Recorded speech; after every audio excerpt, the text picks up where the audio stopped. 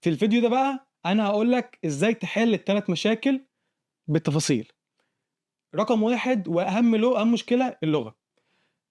أنا واجهتها إزاي؟ أنا لمّا قررت إن أنا عايز أسافر، كانت أول حاجة فكرت فيها إن أنا آخد كورس إنجليزي.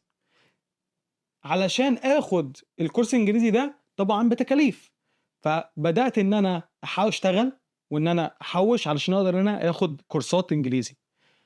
بعد كده قال لك إن الكورس الإنجليزي ده مش هينفعك بكتير، لازم تاخد حاجة معتمدة زي الIELTS زي الTOEFL والحاجات دي أنا ما كنتش مُقيم بيها أو ما كنتش فاهم إيه الحاجات دي، وما أعرفش يعني إيه أصلًا لغة إن أنت إزاي تمتحن لغة أصلًا. فلمّا فهمت أكتر اتفرجت على اليوتيوب لفترة طويلة جدًا إن أنا أعرف يعني إيه IELTS وأعرف يعني إيه TOEFL، بدأت إن أنا أخُش كورسات الIELTS ده. فإن أنا أوصل لمرحلة إن أنا آخُد بس score معيّن في اللي أنا الكُلّية طالباه، يعني مثلًا let's say الكُلّية طالبة 5، 6 في الIELTS، أنا كنت محتاج إن أنا أقوّي لغتي من الصفر إن أنا أوصل فوق مستوى فوق المتوسط.